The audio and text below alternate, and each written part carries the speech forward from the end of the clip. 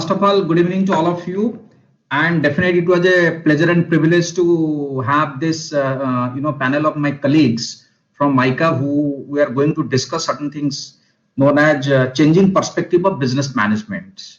And you know this, over the last 6-7 months or 8 months, when you look at this COVID scenario and its fallouts, it has definitely come to our notice that business is going to change in a certain way. People call it new normal, or people call it, old is getting redefined. All these things are all kind of narratives are coming up. So we believe at MICA that such kind of changes are definitely going to change the way we are doing business or the way we are going to manage our business. And to discuss that, I have with me panelists like Professor Subrat, Sarangi, Anita, Basalingappa, Trivedi, Professor Ruchi, Tewari, about whom I'll speak after some time. But let's go to straight away to the topic of the seminar. All of us are aware by now, Indian economy is slowing down. Correct? First quarter, it is going to slow down by 24%. And if you take a ballpark estimate of the entire year, the economy is going to slow down by close to 10 to 12%. What does that mean, slow down? It is contracting by 10 to 12%. When I say contracting by 10 to 12%, GDP of the country is going to fall from 100 to 88. That means it is going to fall down. It is contracting by 10 to 12%. And if you look at the entire world, the discussion going on that world GDP or world economy is going to contract close to 7 to 8%, out of which all of us have a US economy close to 25%. And European Union close to 40 to 45%, your UK close to 30%. All these things is going to happen. But at the same time, I'm sure if all of us who are following the trend of newspapers, magazines, and etc., we also know that some sort of green shoots are also coming up. Like the September end data from the government release that Indian government says that some kind of green shoots of economic recovery are also seen. Some of the high frequency data in the form of number of EUA bills that are generated during September is close to 35 million. So, and at the same time, manufacturing sector is starting little bit showing up some kind of green shoots also. But if all these figures or all this data is not convincing us, then what must convince us is when you look at over last 4-5 months, how some of the selected corporates have come up in their way of doing business. Classic example, let's take Reliance Jio. He was in the market for doing global shopping for finance, succeeded, and going to give the run for the money to the other competitors like Vodafone and Jio, Vodafone as well as Airtel. And some of the data that was released last week says that when Vodafone has from a 400 million customer, in 2008, it has come down to close to 300 million customers. As against that, Jio has increased. It is now close to 400 million, 397 million or something like that. Airtel is by and large steady. But having said that, all of us also will have to accept the fact that 2 weeks back or 3 weeks back, the Vodafone Idea, they came up with some kind of brand identity. They spent close to 600 crores of rupees in their brand identity. Now, argument is, when your customers are falling or your consumers are falling, you are spending money on brand identity. Correct? And I have my colleague, Professor Anita Basalingappa, who is the expert in marketing, branding, sales, advertising, etc. She will speak on that, why it is so, how it is happening. And at the same time, if you look at another that is Reliance Retail, I mean, you also see the acquiring of Future Group and going to give a run for money to DMart. And the way it is going to, talking to all these Kirana mom and pop stores, and also Amazon, the Big Basket, the Flipkart of the world are also, I mean, now finding they have to find out a way where to go. Therefore, in this business of retail, what is an important role? Perhaps Subrat Sarangi sir's expertise will come here. It is track, it ops, and at the end of the day, supply chain. At the end of the day, if we know that Reliance Smart or Reliance Jio Mart is going to be successful, then it will fight the battle on the context of supply chain operation and strategy. And again, remember, all of us are aware Google is going to put a close to 30% tax on some of the apps. And it has also said, and some of the startups are also, or some of the micro, small and medium enterprises business, they are saying, yaar, abhi to 2 guna lagan dena padega. They are going to put up. And at the same time, last week, some of the KPMG study revealed that for the first time in the year 2021, that 2021 financial year and next financial year also, digital advertising is going to take over, or has already taken over all other forms of advertising. And at the same time, we are also aware of the fact that we are talking about a digital revolution in Indian business and importance of marketing technology, or importance of technology in marketing. And when all these things are happening, at the same time, do remember also that CEO of the Lakshmi Vilas Bank and Dhanlaxmi Bank are impeached by their board on the issue of governance. And at the same time, also remember the fact that in Air India, there is no takeover for Air India. And at the same time, advertising has increased in the IPL season. The 19% increase in advertisers are happening, and around close to 22% brand counts has increased. And also, Government of India announced a lot of schemes in the form of Atmanirbhar, in the form of doing business in a different manner, and talked about the heavy fiscal package, and also highlighted the fact that yes, we have to be sensitive to the way of doing business in the coming period, because we are all sensitive about the migrant worker crisis, unemployment that is happening in the country, and we have to be mindful about these people also, migrant workers, employment, and all these things. That said, there is important role in communicating to the stakeholders what we are doing, whether it is economics, business, marketing, strat, or digital marketing, or operations. It has to be communicated in such a manner that all the stakeholders are going to remain convinced and remain happy about it. Now, therefore, the changing landscape of business is not simpler, because you have to do a sustainable business. You have to keep in mind that you are making money. You have to keep in mind that in the process of making money, in the process of making profit, you are also looking at other stakeholders also. With this opening remark about contemporary economy, contemporary business, and the manner in which it is going to fan out, some of the companies are already made it open there, how they are going to manage in the next 3-4 months, or let's say 1 year, 2 year kind of things. There. And another thing, contrasting the thing that you might have seen, people are saying civil aviation industry is in bad shape. Yes, civil aviation industry is in bad shape, but at the same time, here is a company who is going gung ho about the airport infrastructure in the country. So therefore, there is a contrast, and at the same time, there are also context, and also there are something to do with making money or doing business. So now with these things, I'll request all my 4 panel members one by one to talk around 8 to 10 minutes on the topics, how in their own respective field, like for example, Professor Subrat Sarangi will speak about how in the coming years or coming period, the strategy, operation, supply chain is going to play, what kind of important role going to play. It is important, it was important, it will be important, but definitely it is go little bit of changes or some kind of sea change that might happen. And Professor Sarangi has a 23 years experience, and his background and everything is also given in the poster. Good colleague, a person from Odisha, my fellow state cousin brother, I can say, and at the same time, around 18 to 20 years experience in the industry, and around 5 years experience in the academics.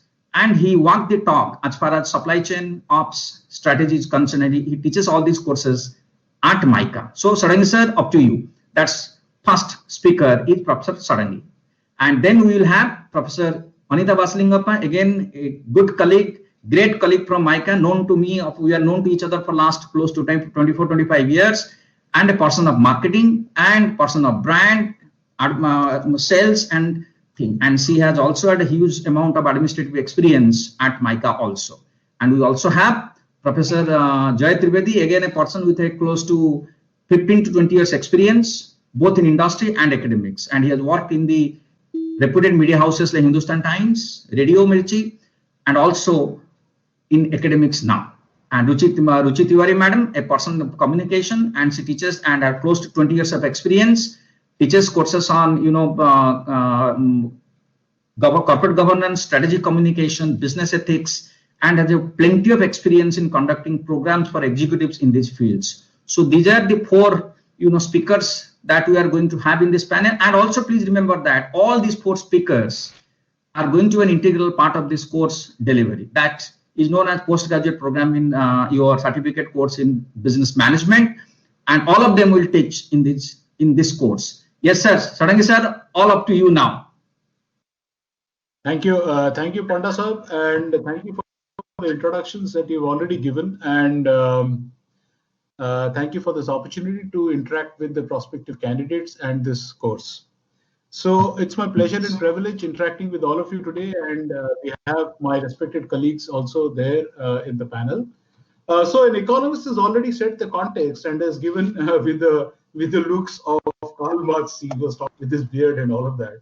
So the economist has given the context, has talked about the growth of the GDP and the GDP patterns, etc. And then he passes on the baton to a guy and he says that you talk now about supply chain and and strategy, etc. And what are the ramifications of this pandemic on the strategy design and on supply chain going forward? I think a course like this wouldn't have been more timely than the context in which today we are in. And if I were you, then I would have said that what, I also need to jump into another course of people and get their perspectives as well, because even the corporate doesn't know today what to do and how to manage the supply chains, or what kind of a strategy design or a strategy path they should take it. Is this a strategic window in the strategy parlance, meaning a window of opportunity, or is it something which is going to test me and I need to build in a resilience for myself and my firm? So these are the challenges that are there, with many examples that Professor Panda talked about. He talked about the telecom sector, he talked about manufacturing, and so on and so forth. So let me go ahead and start talking about 2 to 3 disruptions that I would foresee. Firstly, let me go to retail and let me take some examples of retail. So from a supply chain and strategy perspective, if I were DMart, he talked about funding, he talked about Geo, and he talked about funding into Geo and Geo sell-off and for Future Group and so on.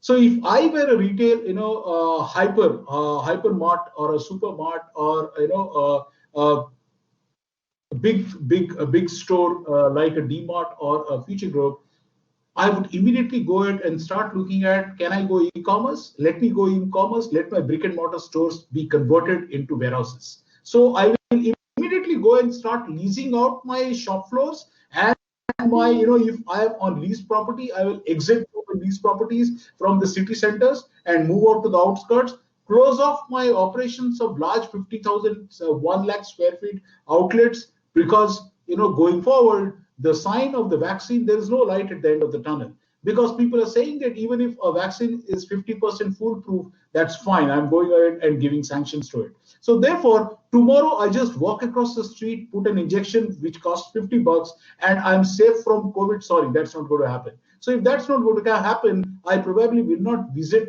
brick and mortar stores. If I'm not visiting brick and mortar stores, there is no point in investing in assets which are 1 lakh square feet, 5 stores, 6 stores, 7 stores across Delhi, across Mumbai, across Ahmedabad, across Hyderabad, and so on and so forth. So convert them into warehouses, start moving hyperlocal, start going hyperlocal distribution, start using platforms. Exchanges are the order of the day. And you will see increasingly GeoMart has become a big time player. They've got 2 versions, one of that, one is the light version. So going e-commerce, going exchange is the order of the day. The second disruption, let us look at the supply chains. If you look at the supply chains and if you look at some of the numbers that have been worked out by McKinsey, McKinsey says that if there is a disruption of a period of about 25 to 30 days disruption in supply chain, it leads to a loss of EBITDA, that is earning before interest, tax, depreciation, and amortization, to the tune of 3 to 5%. So if 3 to 5% decline in EBITDA in a period of 30 days of withhold or 30 days of disruption in supply chain, it's a big number. So annual loss of 3 to 5% EBITDA, which is the profit-making ability of the firm. So if the profit-making ability of the firm is declining by 3 to 5% over a period of 1 month of disruption, just imagine last 3 to 4 months of disruption in supply chains. Port activity is stopped, container traffic gone down by 60 to 70%, liners not calling at ports, there is no enough load. The containers are lying idle in Dubai, in Singapore, in Rotterdam, in Colombo. So just imagine, how will container traffic move? How will liquid cargo traffic move? How would break bulk traffic move? One of my friends who works in the shipping line, works with Maersk, after 6 months holiday, just went in sailing last week, and he goes on ocean carriers, which are liquid carriers, crude carriers. So now he says that, you know what, I'm sailing near Africa, east coast of Africa. I know I have to go to Brazil, but I don't know when. I don't know my ports of loading also. So which means that even the shipping line, though the ship has started sailing, very large crude carriers, VLCC, they themselves do not know, when they're going to stop, where they're going to stop, and where they will originate the load from. So that is the risk that is happening in supply chains. And therefore, at this point in time, sharpening my business acumen, preparing myself to look at supply chains, preparing myself for strategic design, preparing myself for the holistic picture, the overall strategy, and managing my costs. I have to manage my costs because I have to be resilient, I have to be flexible, I have to be adaptive. So in the context of all of this, a lot of changes are happening, and I'm sure Professor Trivedi is going to talk about the digital technologies.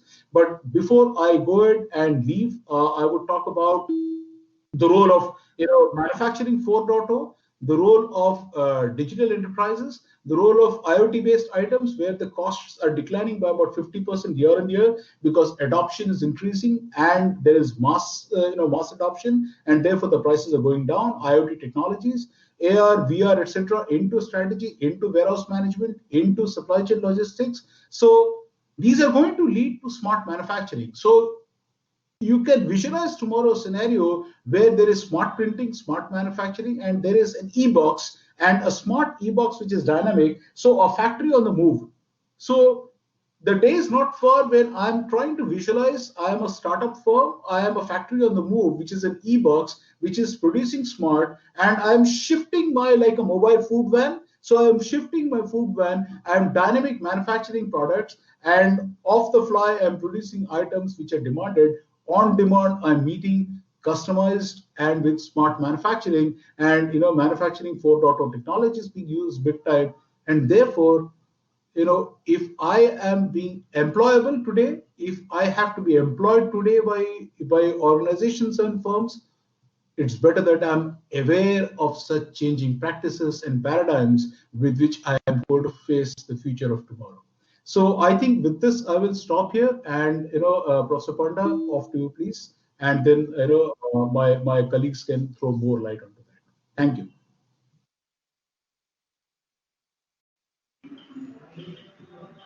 You can talk. Panda, you're in mute. Yeah, I'm in mute.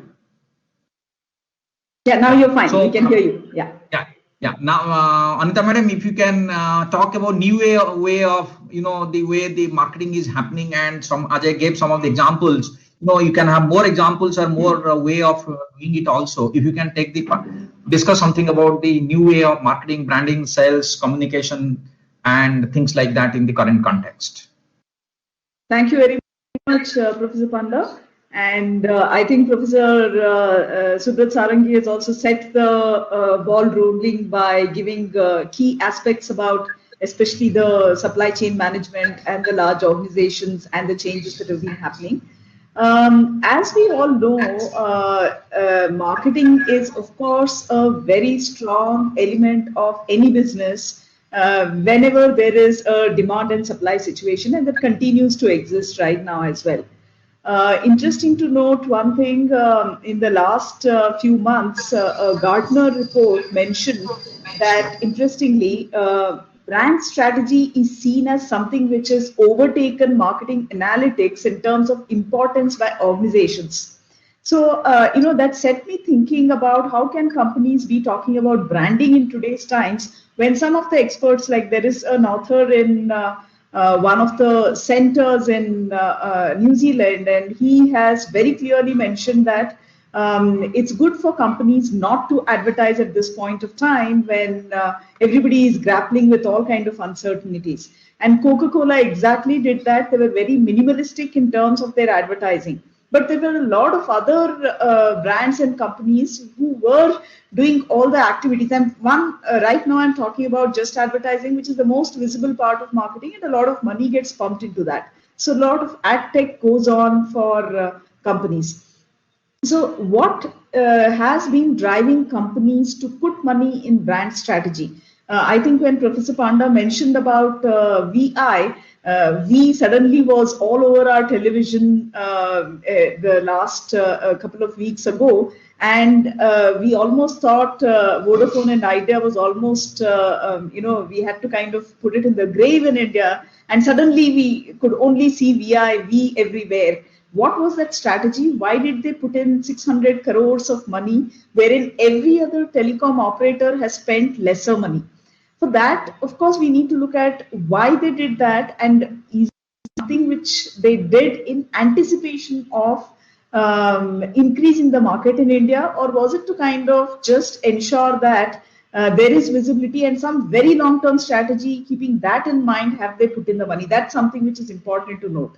Because whenever a company is investing in a branding strategy, especially at this point of time, they do look at the reasons being short-term, long-term, both together. Some of them just look at long-term, and some of them look at both short-term and long-term. And anybody who's looking at just short-term will never get into a brand strategy.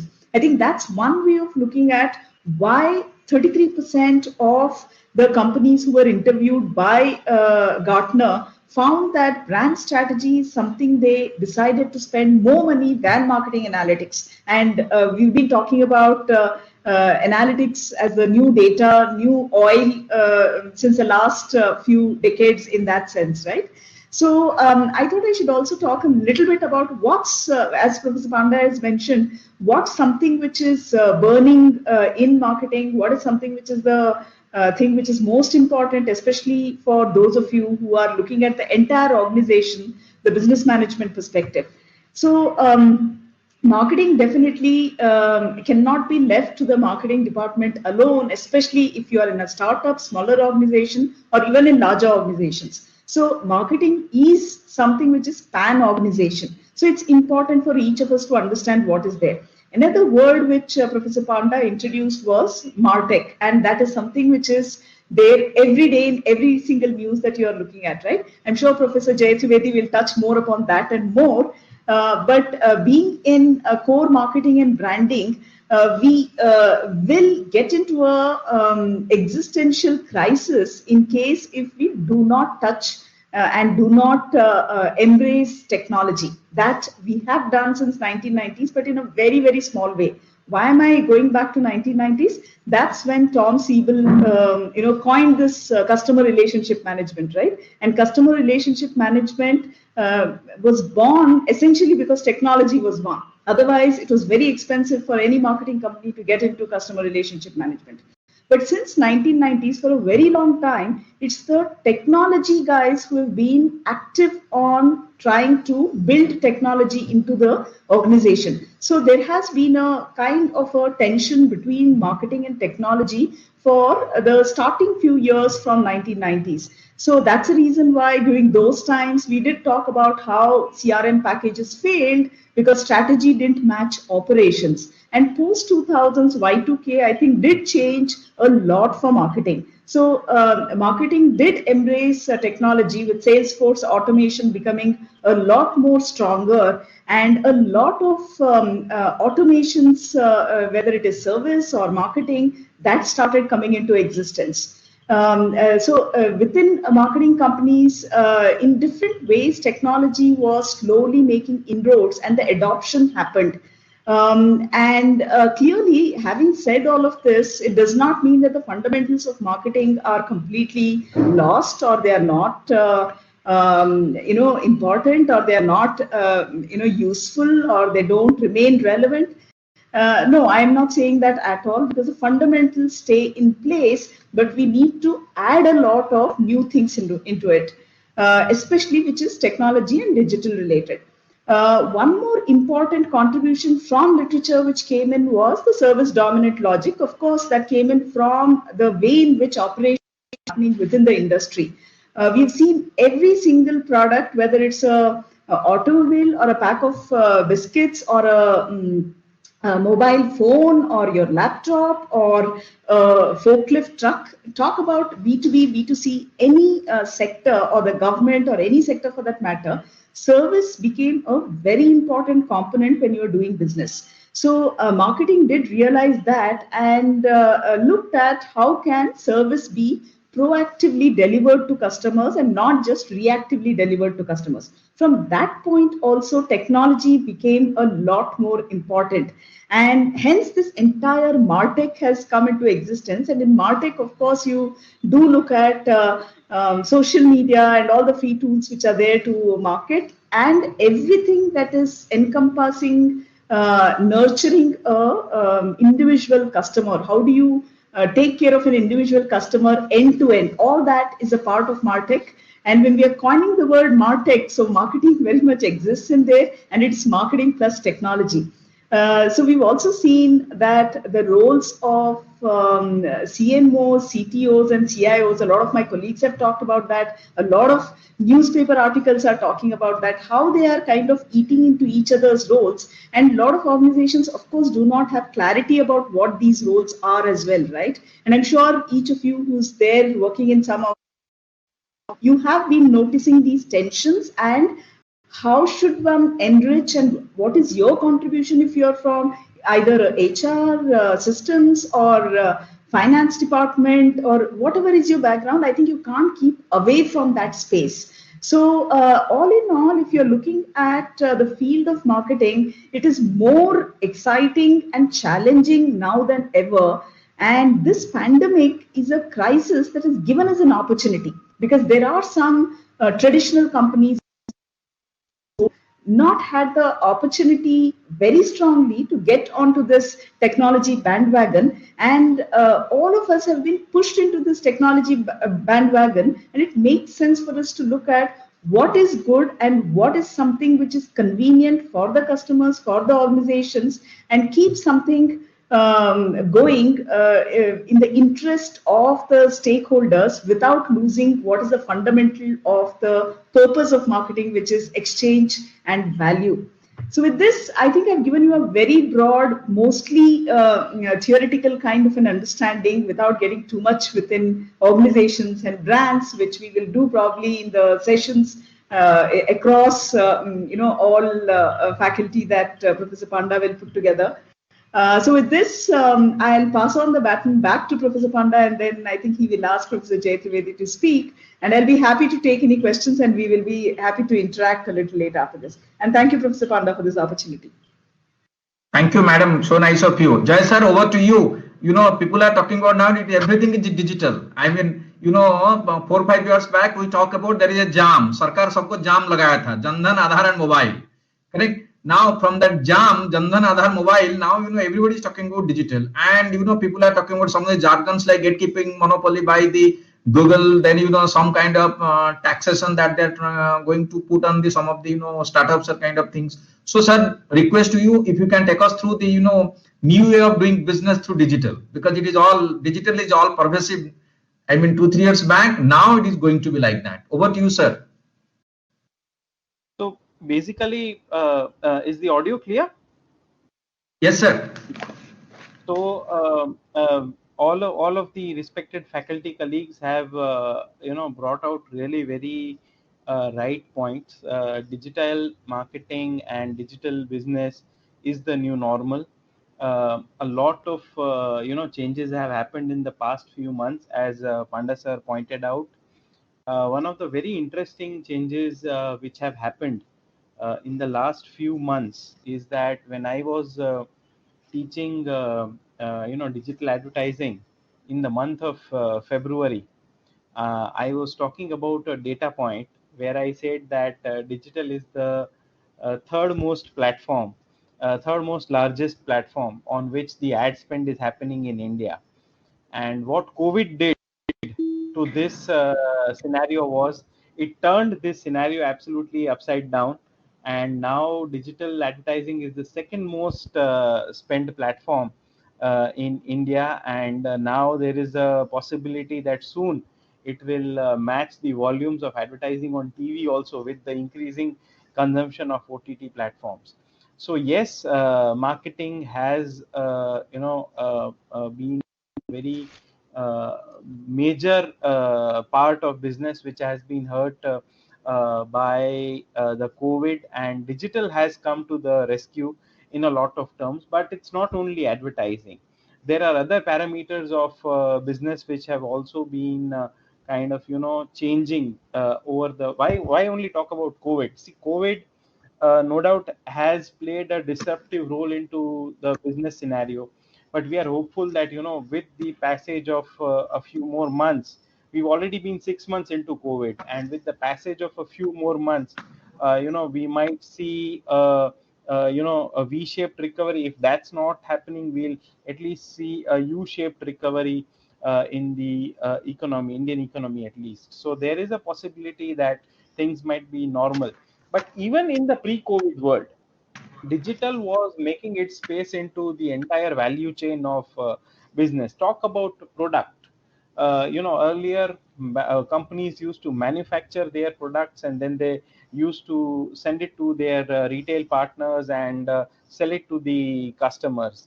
What has been changing even pre-COVID and during COVID, and after COVID also, what will remain constant is that basically the consumers are gradually going online.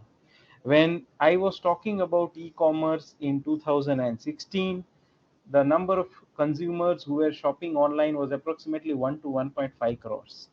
Today, when I'm going to start teaching e-commerce from Monday, the numbers which I'm going to share with my students is anywhere between 15 to 18 crore customers with the various e-commerce companies. So the pace at which e-commerce as a platform has grown, that itself talks about the consumers' adoption of online as a platform in terms of a sales channel. Having said that, talking about the product dimension of marketing, which has changed to a great extent, there are significant elements like personalization, which are playing a role in the brands winning over the customers. What is the difference between brand A and brand B? The difference is that if in the modern world, if the brand B personalizes the products for the customer, suddenly it starts getting preference over brand A. So that personalization element is playing a significant role in helping the brand B build its own brand equity. That is one of the major changes. Not only that, look at the number of companies globally who have entered into co-creation. They are kind of forming the social media communities. They are actively engaging the social media communities, and as a result of this kind of practices, various co-created products have come into practice. One of my favorite examples, which I'll be sharing a case study in the full in the sessions when we start our digital learning. I'm only going to give a glimpse of it now. Is that companies like Lego toys, way back in 2011, they observed that a lot of their consumers were boy kids. They were boys, and that percentage was almost 75%. So they realized that suddenly, where are these little girls who also should be using our toys, and why are they not using it? So they went to their communities, they talked to their customers, they talked to little girls, and they realized that suddenly they realized that they don't have products which are attractive for the little girls, and so how will they buy those products? Suddenly comes in the women of NASA. So Women of NASA was a co-created product where toys related to the the astronauts and the girls and the dolls who were playing kind of being projected as astronauts. All of that came into picture, and suddenly the ratio shifted, and it's 50-50. 50% boy kids, 50% girl kids became their customers. So co-creation, personalization, these are the kind of factors which have had a big impact on the product dimension of business. Talk about the pricing dimension of business. 5 years down the line, 10 years down, 10 years before, if I wanted to buy a laptop, what would I do? I would go to a retail store near my place, electronic retail store. I would go to Chroma. I would go to Reliance Retail. Yes, Reliance Retail was also, I think, there 10 years back. And I would try to get the prices. Then I would go to a local electronic, store and try to get the price. Ho gaya. That's it. So at my reference price was about close to 10, 5 to 10 stores where, I can get. Not anymore. Today I can refer to the, pricing on any place. I was recently reading an article where I saw that a lot of customers, what they do is they don't only shop from Amazon or Flipkart, they shop through AliExpress also, which is bringing them the international products to their house. So now customers are not only buying from a retail store in India, customers are actually buying from global retail stores. A customer sitting in Ahmedabad is buying from a global retail store. So those are the kind of, changes which have happened in the way, the kind of pricing factor has come into play. Now that has also brought in the element of dynamic pricing. 10 years back, dynamic pricing was only a phenomenon into the airline industry. Now look at dynamic pricing. We can see it in most of the businesses, and a lot of people, you might not know that even the e-commerce companies have started practicing dynamic pricing based on the kind of traffic they observe on the website on different product categories. They understand if that product is engaging for the customers or no, and then they start pricing it accordingly. So those are the kind of interesting things which have happened in the pricing dimension because of digitalization of business. Look at the way sales channels have changed because of digitalization. I told you about the retail store, which was one of the most significant. So distributors, wholesalers, those were the life and blood of businesses, because without them it was very difficult to reach out to the customers and sell your product. Now there are a lot of businesses which don't need these partners at all. Their value chains are completely customer, company to customer. So those kind of changes have come into place because of platforms like mobile apps, because of platforms like e-commerce partners.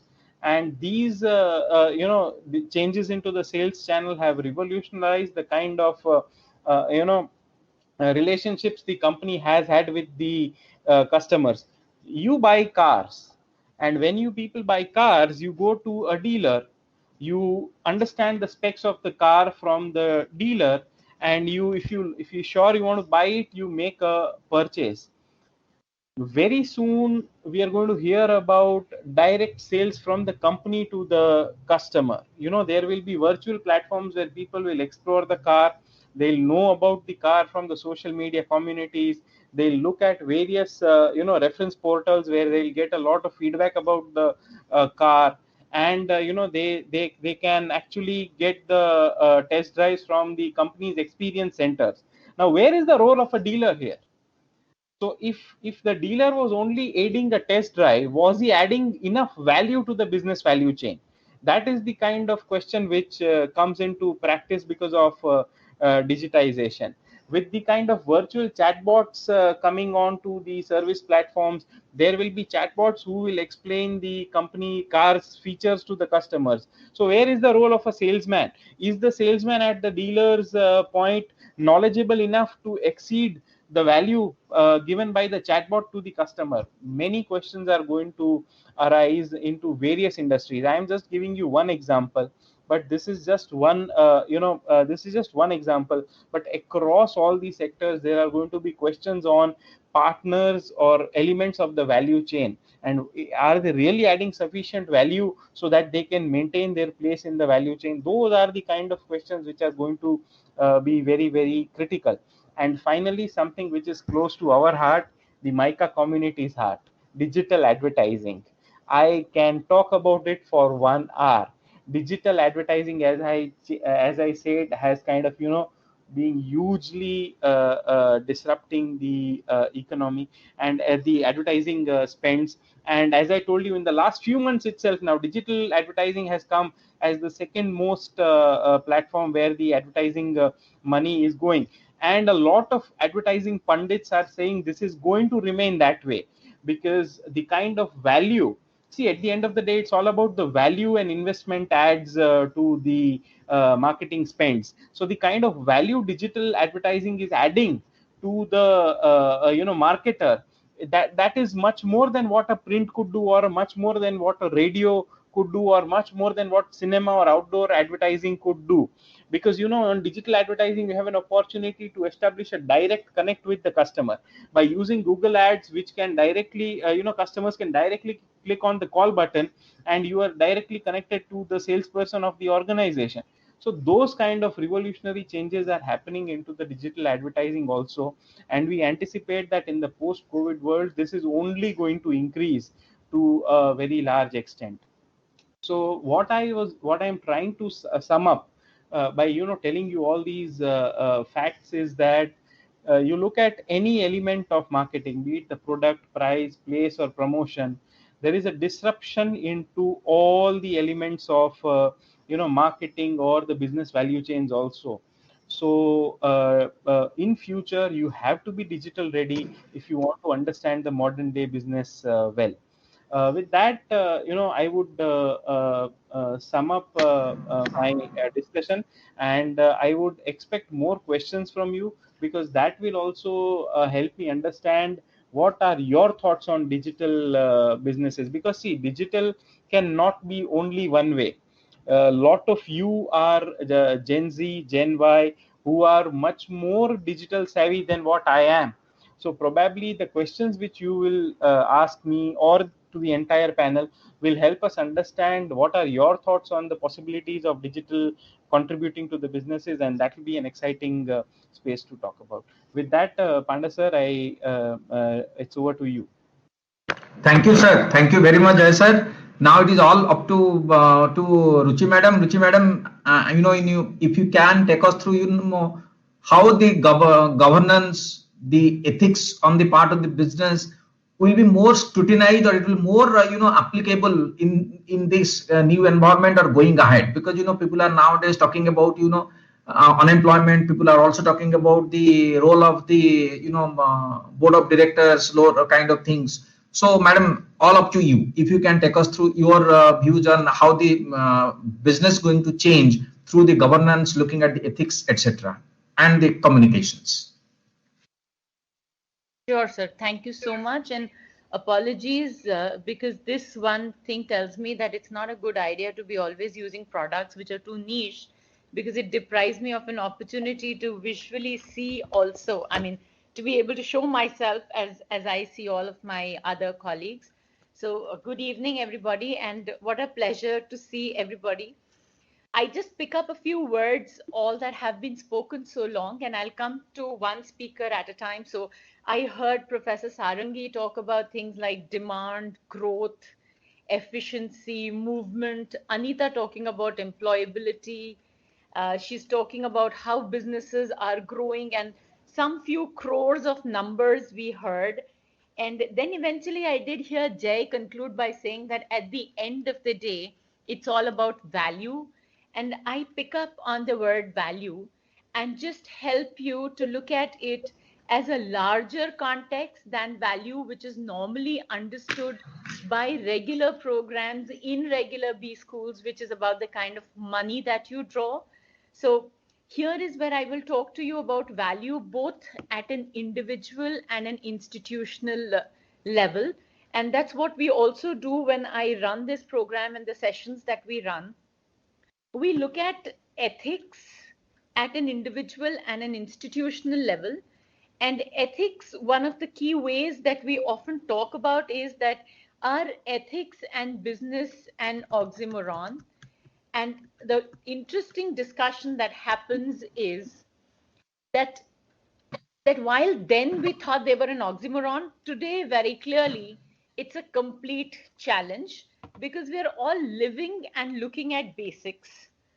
So at an individual level, healthcare, all of us are reading news about doctors charging more, hospitals charging more, masks being sold at 200, 250, 500, government capping them at 50 rupees, hospitals charging up to 50,000 rupees a bed a night, ventilators not available. Who gets access to these ventilators? looming questions. Bioethics is a domain that comes into the field. And now with technology getting into medicine, it just gets a lot more complicated.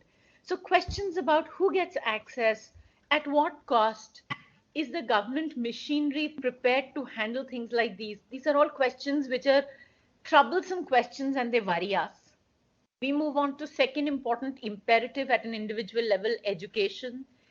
And we are all, I mean, it couldn't have been better poised than it is now when we have digital education available. While all of us are challenging the quality of digital education, we are challenging the accessibility, and the ethical question there is, are we being fair to all? Does everybody and do everybody have access? Yes and no. If yes, what quality? If no, then is it fair to do this? And I know of schools, I know of a lot of educational institutions which have still not started online class, only for the prime reason that it needs to be accessible to everybody, and they're probably not doing that. Food is another important component, and we've read enough stories of laborers dying because of hunger. I was just reading the other day, farmers burning their standing crops because they can't get enough to huddle, actually harvest, and then send their supply chain issues. Who gets it? How do they get it? At what cost do they get it? We heard America running out of toilet papers. I mean, all of those issues help us to just ask ourselves fundamental questions. And these are ethical questions, which are questions about justice, fairness, respect. How do we judge our actions, whether they are ethical or not? Those are issues which pertain to business beyond just profits, beyond just a few thousands of crores at what time. So while those questions loom large at an individual level, at an institutional level, we look at them in two ways: business as institution and nations as institution. And I was completely moved by this article in Business Line, which Ernst and Wise Integrity Survey said, is this the moment of truth for corporate integrity? And the survey was just titled this, that isn't it high time that corporates begin to look inwards? And we all saw Asian Paints suddenly become the apple of our eye, increasing salaries. We all, I mean, we had completely forgotten Asian Paints. We just didn't bother till it did something which was fantastic. The government CSR fund of 2% expenditure, that came into a new way, and everybody suddenly got very concerned about the PM Care Fund. But is it just right to do that? I'm only leaving you all with a lot of questions. My entire objective is that tonight, when you sleep, you should be worried. You should completely think that space is not completely fair, and it's time that as professionals we begin to do something. Because I also read somewhere else which said that COVID-19 and the ensuing economic crisis will uncover the unethical behavior and actions, leaving organizations exposed to the threat of reputational damage, and also providing windows to be unethical. So every organization, and we are hearing it all over, they're using this as an opportunity not to give you your incentives, to get into a complete freeze, no more hiring. All the hard work you did last year, it's completely washed off. Thank you, COVID-19, for that. And we question ourselves on those issues. At a government level, most clearly, policies about banning, policies about blaming, who's responsible. I mean, let's start from the big brother, the Supreme Court justice. We have issues there. We saw two great leaders of the big brother talk to each other, and our own TikTok getting banned while it's already contributed extensively to the PM Care Fund. So these are issues which are troublesome issues. What the COVID-19 has distinctly done is it's gone out and busted a can of worms for all of us to feel uncomfortable with. During the course, and I'm really excited this year as you all walk in, all the issues that we should be able to discuss. And yes, we will try and make sense of this new normal. I don't know what the old normal was, and we also don't know what the new normal will be, but we will certainly try and make sense of that. With that, sir, I take up my 10 minutes. I hand it over to you. And yes, keenly looking forward to more disturbing questions and collectively trying to find and explore some answers. Thank you, Ruchi madam. Thank you. So, thank you all the four my colleagues and the panel members. So, participants, if you have listened to this discussion for 45 minutes to 1 hour, then you must realize that we tried to cover in this 45 minutes aspects of doing business differently in a post-COVID era or a new way of doing the business. We covered certain aspects pertaining to strategy, supply chain, and operations. We also talked about, Anita madam has talked about, role of marketing and branding and going ahead. Trivedi Saab talked about, different aspects of digital marketing, digital business, and it highlighted the role of dealers, role of salespersons, and how the digital advertising is going to be the, new way of life. And most importantly, Ruchi madam spoke about corporate integrity, and she also highlighted some of the issues pertaining to governance, right from the Supreme Court of the country till what we have seen during COVID in the street. We call it as a migrant labor crisis or things like that. So these are some of the issues that you have to keep in mind while thinking about business or managing business going ahead. Now, in addition to that, we are also talking about something to do with, self-reliant. Is it important? So, is it important to be self-reliant, or in the process of being self-reliant, you will sell out more money? And I'm sure you must have seen the recent increase in the duty in the, some of the component suppliers of, mobile, television, etc. is going to go up. And there are a number of products where this is going to happen. So this is going to look at us, prominently. And some ballpark estimate figure says, as Ruchi madam has pointed out, that, if economy is contracting and your population is also growing at a constant rate, but your per capita income is going to fall drastically. Suppose if your economy is contract 10%, then your population growth is 1%, then your per capita income is going to contract by 8.5 to 9%. And on the top of that, you are going to get a high price rise, a high inflation. So, participants, we have to be mindful that over a period of time, you are going to face some kind of consumption inequality or food inequality. And whatever we have done in the form of taking the economy of people out of poverty during last period, let's say 2004 to 14 or 15, survey says we are going to push up close to 60 million to 100 million people into poverty. And again, will you call it as a bottom of the pyramid has expanded, or you have to think seriously about it? So these are some of the disturbing questions that are going to be there with us in the next 3 to 5 years kind of thing. So in economics we say, or in business there is a short run, medium run, long run. But long run kaun dekha? In the long run, we have a great economist known as John Maynard Keynes. He said in the long run we all may die. So it is at the end of the day, depends upon the business, whether you are talking about QSQT. In one time it was known as Qaimat se Qaimat tak, now it is quarter se quarter tak. Now people are not even talking about quarter se quarter tak, they are talking about month se month tak. I mean monthly revenue, monthly expenditure, etc. So it is tough. But at the same time, when the going gets tough must get going. So I think in the process of making the tough to go, I think Sarangi sir plays an important role, because whatever Sarangi sir you spoke about, regarding the, putting up a warehouse, supply chain kind of things.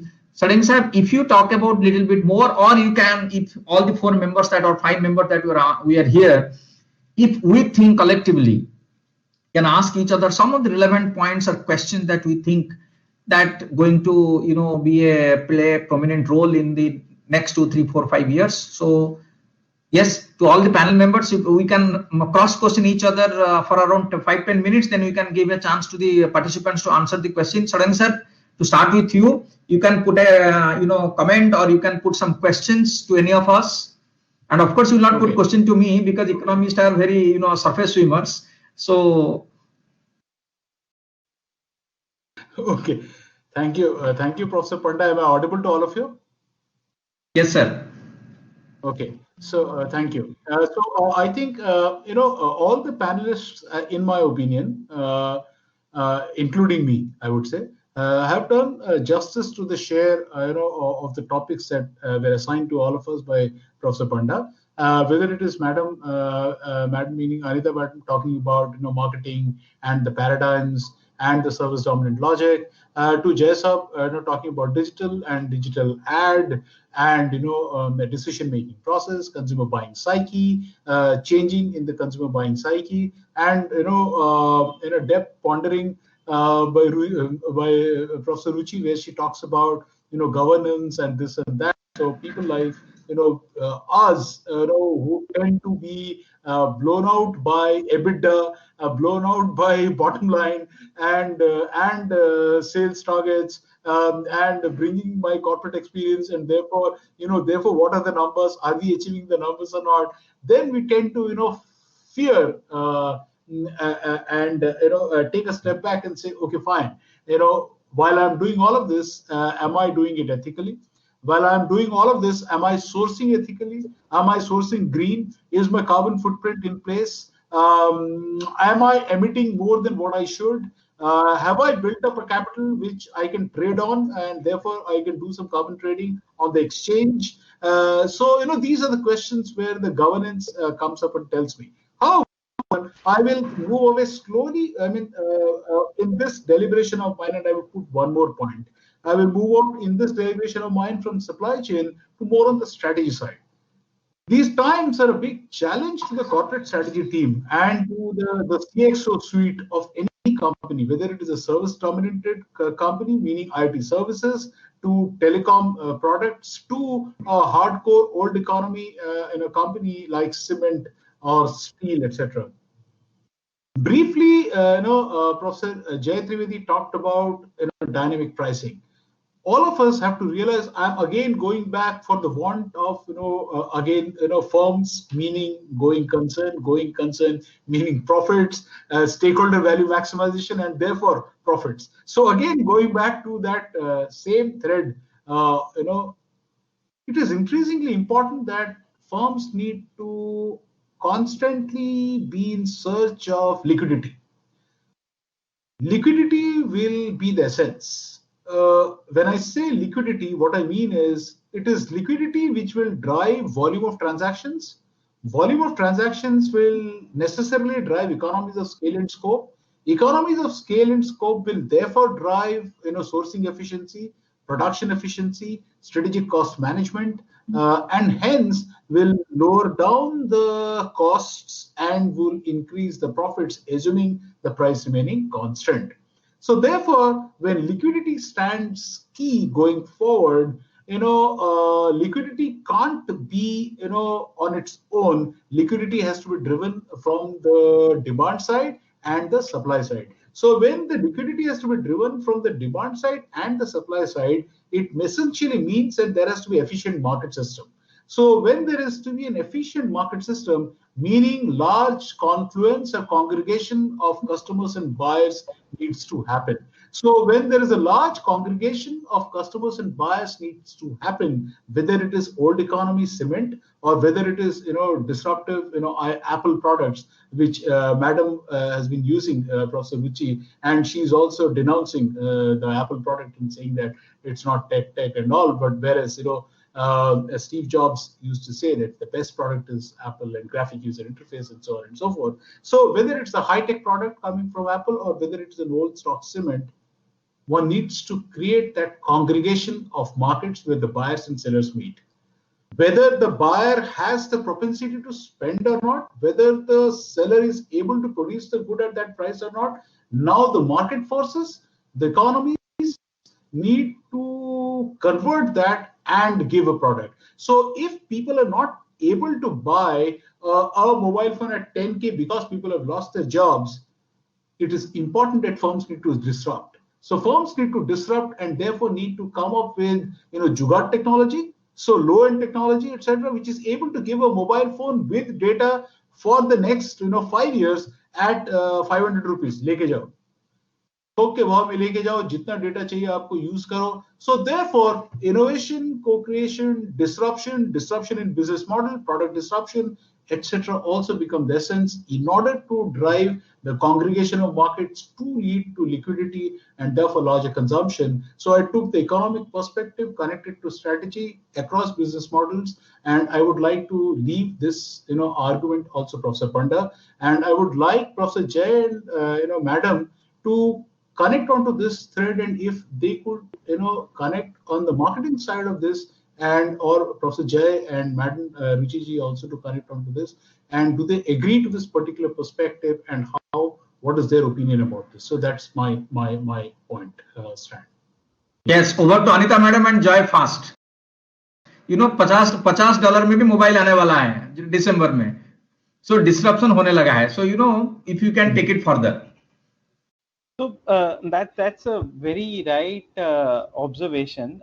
Given the kind of disruption technology is going to create in business, the organization's earning is going to happen through multiple the kind of diversifications they choose to enter into. If there is a cheap phone which you are is the audio clear or have I lost? Yes sir, yes sir. Okay, so no sir, audio is clear. Okay, so in terms of the kind of value organization is going to create will not only depend on the basic product which they sell. The value is going to come from the multiple ancillary products which they are going to create. So how does a phone which is sold for $50 make money?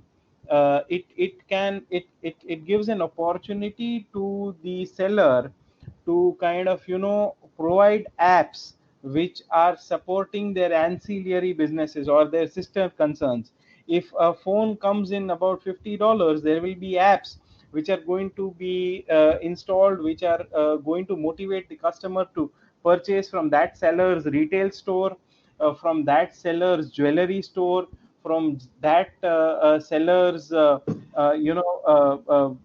OTT platforms which that player is going to kind of promote. So it's a sea of opportunities once that seller is able to put his mobile phone into the hands of the customers. So it's not only about the value which is going to be achieved from the basic product, it's about the entire gamut of services and products which the seller is going to enter into. So that having said that, disruption is also a function which gives an opportunity to multiple players, because at the time when we saw that there is a disruption because of COVID, it gave opportunity for multiple kinds of businesses to come and offer their services to the world. So we have seen that disruption also brings multiple opportunities also for a lot of businesses. It's at the end of the day, it is all about identifying the right customer needs, identifying the latent needs of the customers also, because sometimes the customer doesn't know what they want. It is up to the businesses to identify that latent need of the customer and then provide a service or a product which is going to kind of resolve the problem of the customer and in turn make money for the organization. So that's my bit on it. But of course, the platform created by Sarangi sir is quite large, and it requires multiple more inputs also to kind of for the discussion.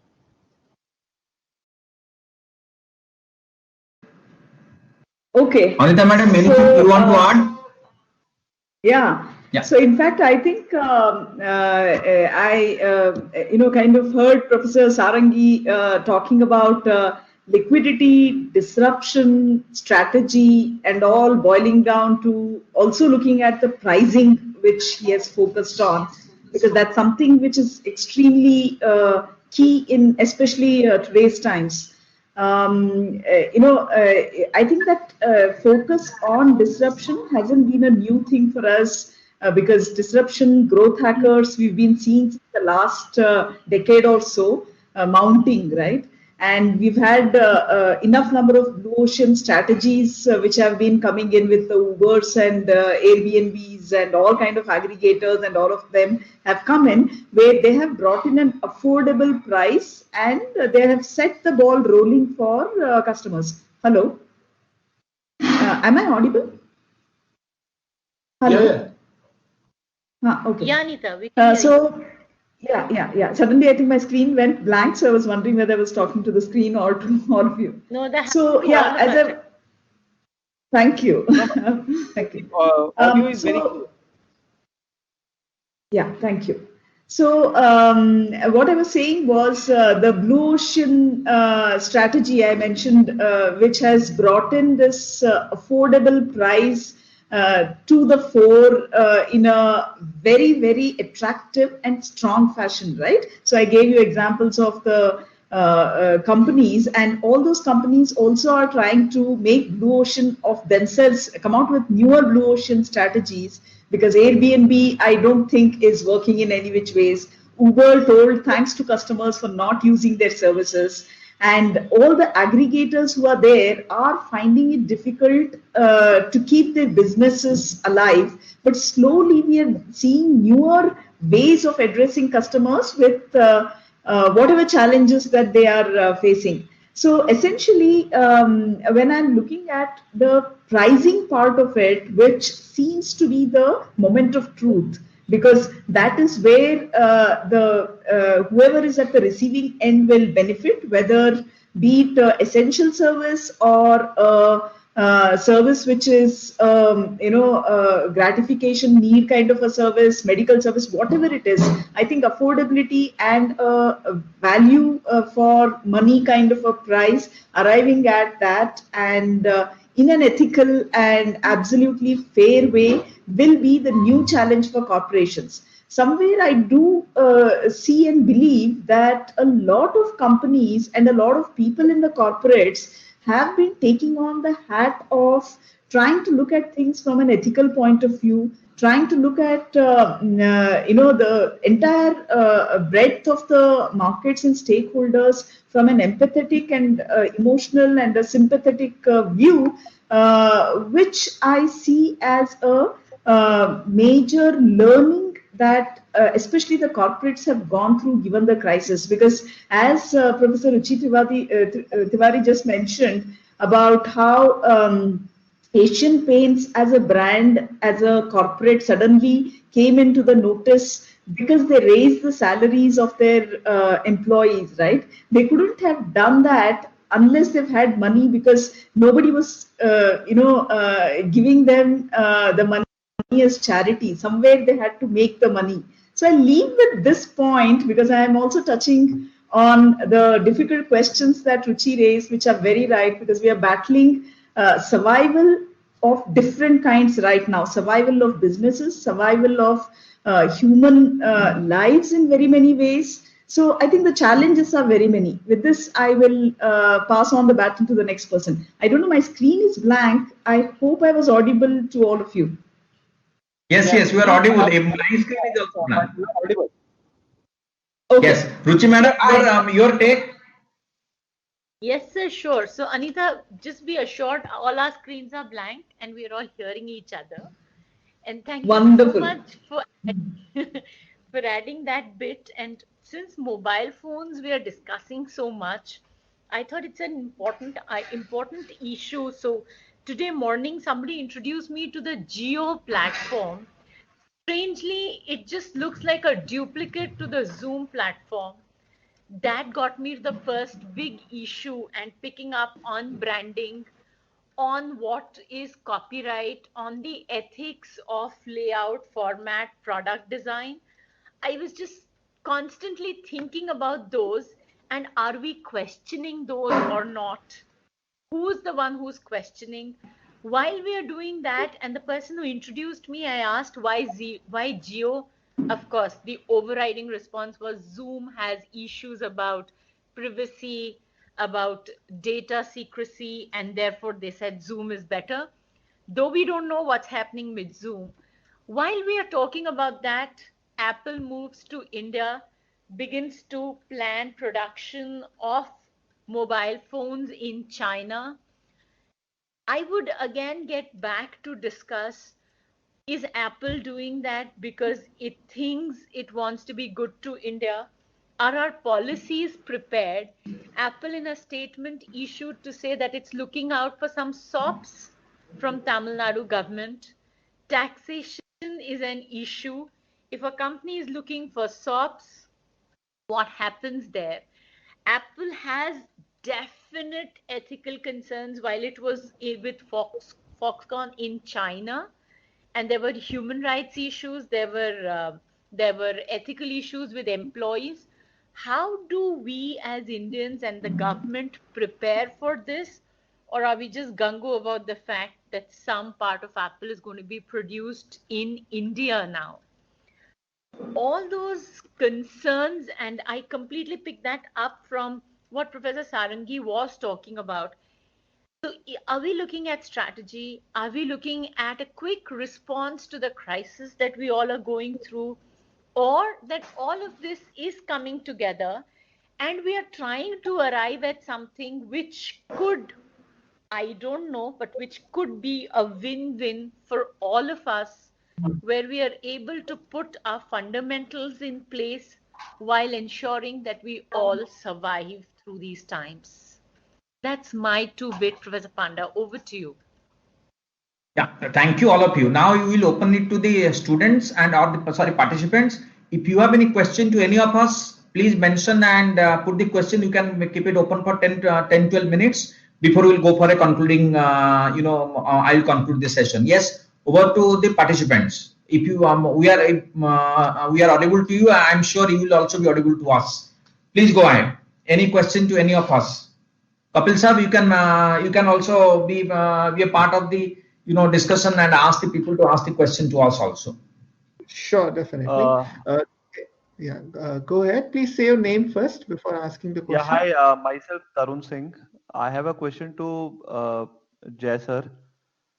That out of the discussions that we had, he has suggested that online marketing has taken over the mediums or the channel as a channel to be number 2 in the entire marketing gamut. Just wanted to understand, sir, what is the difference between 1 and 2 in terms of percentages of the overall spend, and between 2 and 3? Yeah, so basically, when you look at your numbers, you will realize that the total size of the Indian advertising industry is approximately 67,000 crores, out of which about close to 38 to 40% of the advertising spend happens on television platforms. And just before a few months, almost 38% of the money was being spent on print. But of late, because of the disruption, what has happened is that suddenly the skew has shifted towards digital advertising. So platforms like Google, platforms like Facebook, some bit of money on email, some bit of money on in-app advertising. All of that has now taken over as the second most spent platform, and approximately 35% of the money now goes to the digital advertising, compared to 28% of the money which goes to the print advertising in the last 5 months. So a lot of pundits have now said that now the question is not what happened in the last 5 months, because there could be two things. If something has happened in the last 5 months, it is because of COVID, and there is a possibility that soon things will be back to normal, and the normalcy would be restored in terms of the ad spend also. But there is a word of caution. The pundits are saying that no, this is going to remain steady, because a lot of advertisers have seen deep value in terms of the return on investments they are able to generate out of the spendings on digital advertising. So that 35% which has come in the last 5-6 months, That's going to remain steady, and it's going to be very difficult for print to rise from the 28% to the second spot, which is at 36%. So that's not going to happen even post COVID. That's what the pundits are saying. And my belief is also that because the kind of innovations which platforms like Google or platforms like Facebook have brought to advertising, they are enchanting for the advertiser in terms of interaction with the customers, in terms of engaging the customers, and that's where it's very likely that that number is going to stay constant. Okay, thank you, sir. Next question.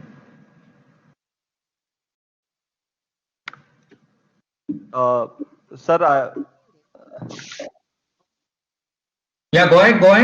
yeah. So my query to Jay sir again would be, sir, that do you foresee as we move forward that this difference of 28, the transition which happened from 28 to 35% for online to move up, and if it maintains a steady state, we see an upsurge in terms of moving to number one positions? Well, just it's a gut feeling question. See, there it's going to be a tall order, because again it comes to the very fundamentals of marketing and reach.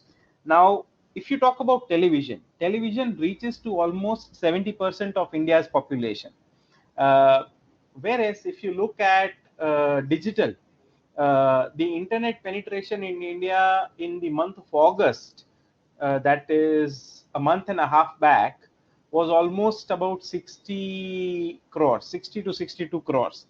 So less than 50%. So, in terms of the kind of reach, still television is much more higher compared to digital. And television, because of its exciting properties, is able to reach out to a very wide set of audience, be it somebody who is into NCCSA, be it somebody who is into NCCS its reach is immense. So it looks very difficult that digital will outscore television in terms of the ad spend in the near future, because television is also innovating at the same pace. So it's going to be difficult in the Indian scenario, but uh, 2-3 years down the line, probably with the increasing expanse of OTT and with the kind of innovative content and unique content OTT is going to bring, and with the increasing internet penetration, the government of India is investing into ensuring that broadband reaches to a wider section of the society. Then Google is also playing a very critical role in increasing the internet penetration in places like Bihar, Jharkhand. In fact, my friend, in 2018, among the tier 2 places, Bihar saw the highest internet penetration pace at approximately 36%. So the kind of efforts which is put by the corporates as well as by the government may lead to a scenario where if digital is able to provide a substantial reach, then there is a possibility that TV might face some challenges. But its position is not going to change in the next 2-3 years for sure. All right, thank you. Aman, you had a Good question? evening. Yeah, next question. Yeah, hi, good evening, everyone. This is Aman Jain here. While we spoke about the importance of e-commerce in business as we run, we are aware that there are aggregators like Amazon and Flipkart that actually, hold the center for any brand who launches on e-commerce, right? But I believe we're missing out on a very key point, which is the brand loyalty amongst consumers. And I feel that any brand going on Amazon or Flipkart is getting diluted. So I just want to hear your opinion on understanding how crucial in the near future will be for a brand to actually launch their own e-commerce portal.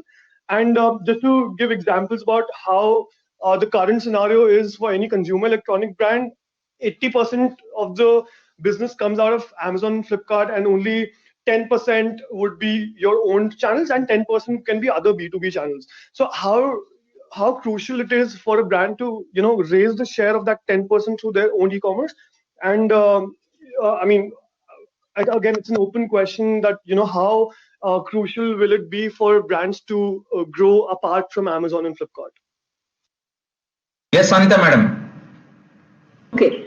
So Aman, that's an interesting question. First of all, the reason why these large companies have got huge market shares is also because of their foray into technology at a much earlier time and space.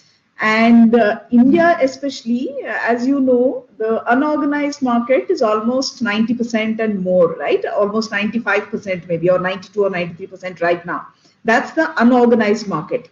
Our organized retail market has been really, really small, 5 to 8%. And the organized retail market, before it took off, I think we've had the enough number of policies, including FDI and all of that, kind of strangulate them. And by the time they were about to breathe well, I think the e-commerce, e-tailers came into existence, and that kind of eroded their chances of growth. So now if you look at, there is a lot of conversations about how to bring the unorganized market into the tech space. That's something which is talked about. We don't know how it will pan out. But thanks to the pandemic right now, I'm looking at certain positives. Even our corner shop, which is there, close by Kirana shop, which is there, suddenly they are open to WhatsApp conversations, open to Paytm payments and all of that, right? So such kind of transactions have begun, and hence probably you would want to do business with them rather than go to Grofers, Big Bazaar or any other company. This I'm talking about small towns and maybe in certain pockets in the larger cities as well. But you've touched upon one aspect, which is brand loyalty, and I will talk about customer loyalty also, and after that I'll give it back to probably Professor Trivedi if he wants to add something to it. So brand loyalty, yes, is a kind of a tricky thing when it is there on these marketplaces, because that marketplace brand, which is a service, actually looms larger than just the brand. But if you're talking about electronic goods and certain kind of goods, you are wanting to buy that brand, but till when are you going to be promiscuous and buy it from any retailer? Or you would say that service is important, so I will go and buy it from an exclusive store or from a service provider who will give you a lot of services which are uninterrupted and going to be stable, steady and sustainable. That we've seen in the past how promiscuous customers have moved to become brand loyal and customer loyal. So even if there is a short span of time when the loyalty kind of stumbles, I do see the possibility of it resurrecting back to where it is. That's something which I see strongly. So with this, I'll pass on the baton to Professor Trivedi to add anything that he would like to. So this is really an interesting point of research. That how does loyalty shape itself into the future? Because see, why this I call this a research question is because if you look into the available literature on loyalty, and of course Anita madam would know more about it, but very little what I have read in this space, it tells me that when it comes to loyalty, the element of loyalty is a little bit higher in Gen Y, but Gen Z is completely, a cohort which looks at value rather than loyalty.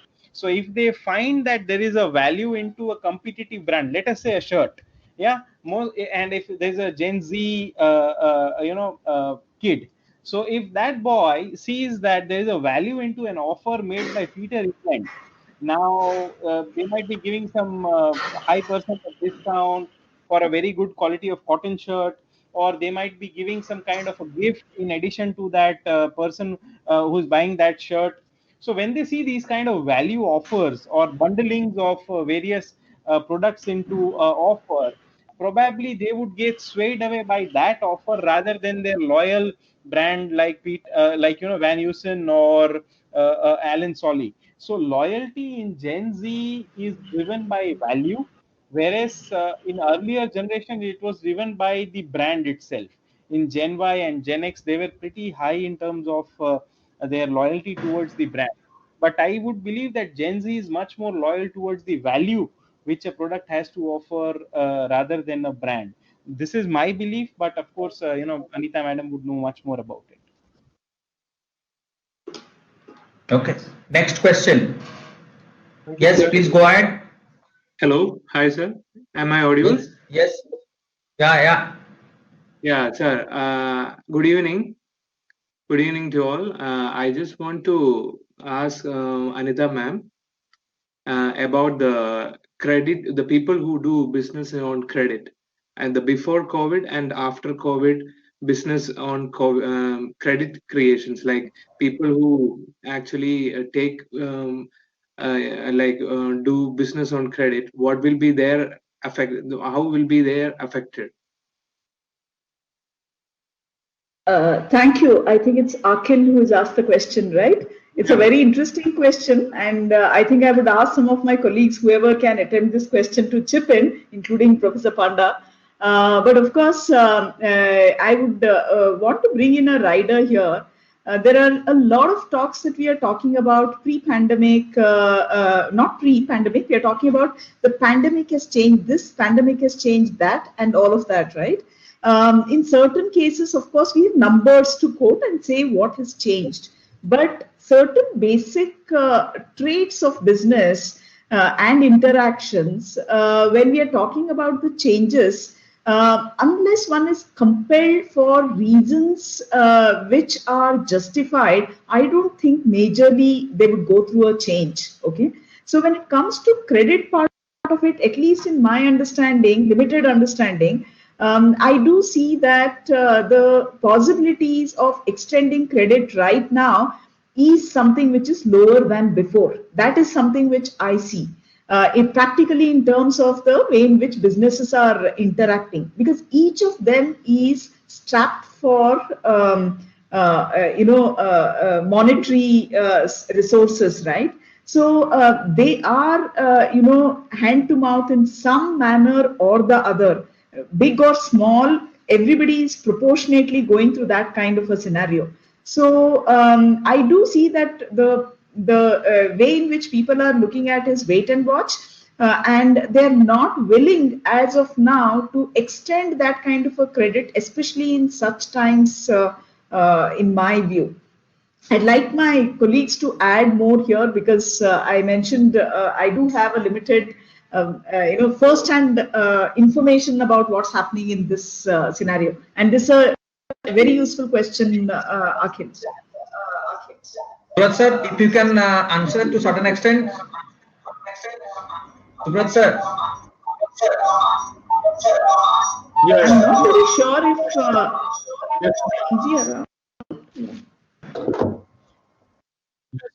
So Professor Panda, yeah. So okay.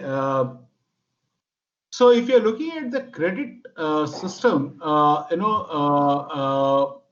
I think who asked this question, was it Akhil? Akhil, right? Akhil asked this question.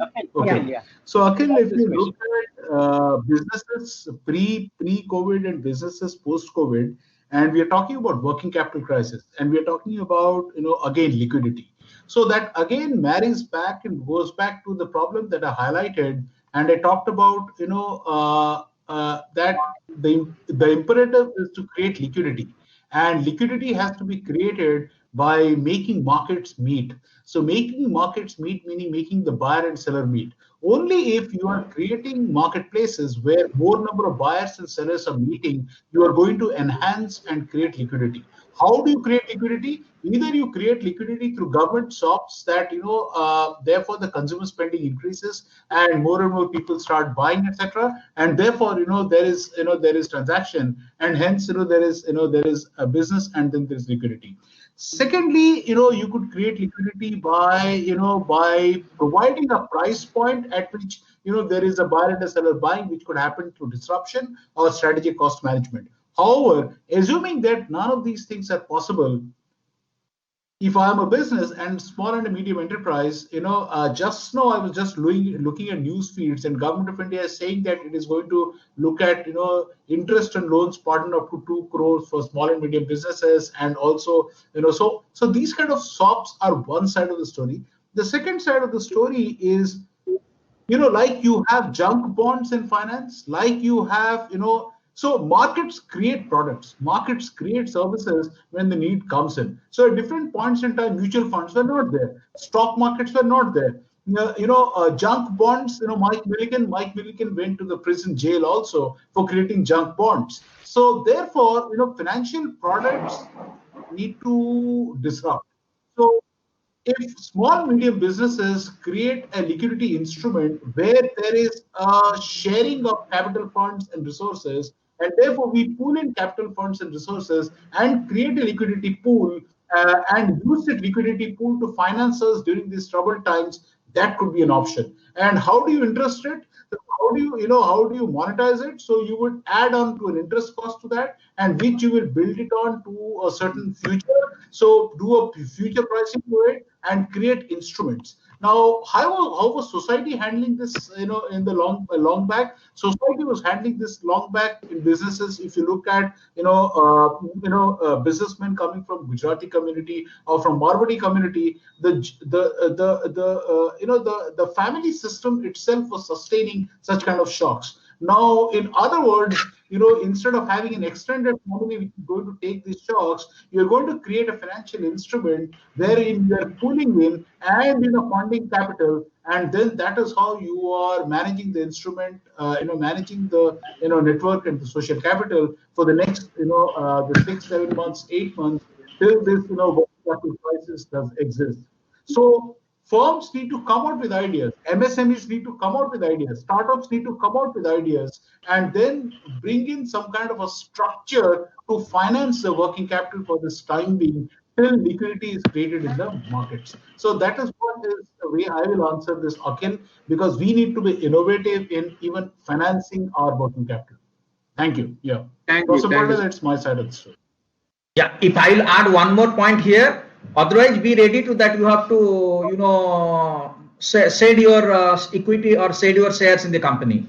Because, the fundamentals of finance say debt, equity, or own finance. Own finance, if you're unable to put it, because there is a risk, don't put it. Debt, you have to depend upon the government, all the shops and others. Or equity finance, if you are competent and capable, you can go for a, IPO and other things. Some of the companies are even in a bad time and going for IPO. Or you see the classic example of all these Jio and retail was nothing but I will offtake or I will offload my equity. So I will sell my 0.34 equity, I will get silver line or silver tech, I will get some money. So point is, as far as credit is concerned, market has to create the credit, and the business in business in which you are operating, it should give a value proposition as regards to the credit. Government policy, or that means banks, or you be ready with your putting your own money if you're happy, or go to the IPO if you have that much of credibility, then you can get the credit out of that.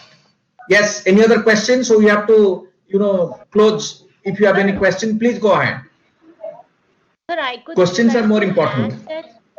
Yeah. Sir, I'd just like to add that when we are talking about credit, I think it's important to look at the way fintech as an industry is growing, because a lot of fintech companies are growing, and we may have to we may closely look at the manner in which they contribute to the entire economic growth at this point, because that's closely related to social development, and NGOs are getting smarter and sharper during this time. So maybe that's another area that should be kept an eye on. Okay, thank you, madam. Yes, any other question? Any other question? Chanmeje, Jaya, Tanya, you have any questions? Rabindra, you have not also asked as well. Any questions? Okay. So now, you have to time to conclude. And today at 9 o'clock, Big Boss is also coming. So that is the inaugural episode of Big Boss today. So if I put up a conclusion, which is difficult, but I'll try. And first of all, grateful to all my colleagues for giving their time on a Saturday and that Saturday evening, and that in extended weekend Saturday evening. Grateful to all of you, Anita madam, Subrat sir, Joy sir, and Ruchi madam. Grateful to you, and of course to Kapil sir and the participants for being a part of this discussion. if I put in the entire discussion, one thing you have to always to keep in mind, whether you like it or hate it, but you cannot ignore it, and that's known as government. The way of doing business and how you want to manage the business earlier or definitely during post-COVID era, government is going to play an important crucial role. So, there is a saying in economics, we say you can hate government or you can love government, but you cannot ignore the government. So please be mindful of it and understand government policy, government interpretation. You may like it or you may hate it, doesn't matter at all, because for next 3.5 years, you cannot do it this present government. But government comes, government goes, but government continues. So be mindful of it. And therefore the government can say, yeah, pandemic is an act of God, but the finance minister is continuing, and because you cannot do anything for next 3.5 years. And at the same time, it is a bad period, but government is unable to find out people to decide the interest rate for the country, and they are unable to find out 3 to 4 economists in the country who will be a part of the monetary policy committee. That's bad, but at the same time, can you do anything about it? Other than whipping or putting in a social media post and everything, nowadays that is also not happening because you are afraid. So you have to be mindful about the government policy. And at the same time, please remember that, and Ruchi madam has already said it, I will also put it in a different way. This year people say September month and other things, we have a Nobel laureate known as Milton Friedman, who said the business of business is doing business, correct? But at the same time, the only social responsibility of the business is to earn profit. But that doesn't mean profit is the be all and end all of the business. And all talk about brand, all talk about digital market, all talk about strategy, supply chain, or ethics starts and end with market. That is consumption and production of goods and services. So please remember, whatever you do, and the crux of the business management course will be at the end of the day, you have to be mindful about that has to goods and services has to be produced and it has to be consumed. Only then lubrication in the economy will happen. Otherwise, there will be no lubrication in the economy. So please be mindful about it. Therefore, we have also an saying that what is sustainability? People have different opinion about sustainability. Ruchi madam will have a different opinion on sustainability. I will have a different opinion. But at the end of the day, I will not name the person who has said he's not an economist, he's not a sociologist, he's not a researcher also, but he is a advisor or he is a finance person in one of the great company. Correct? I had the pleasure of listening to him. He said, and the person said, sustainability in business means all those who are associated with us, or that means with our business or with the business, are making money and are happy about it. All those are associated with our business are making money and they're happy about it. Now, when I say that, please remember that could be an NGO, that could be a civil society organization, that could be a banker, that could be a shareholder, that could be a consumer, that could be a producer, that could be a marketer, that could be a dealer, or anybody for that. So why should I say that sustainability means only you talk about environment, society, government? Nothing. All those are involved with our business, they are making money and they are happy about it. And therefore, there is a great saying, money matters, full stop. Money alone doesn't matter, full stop.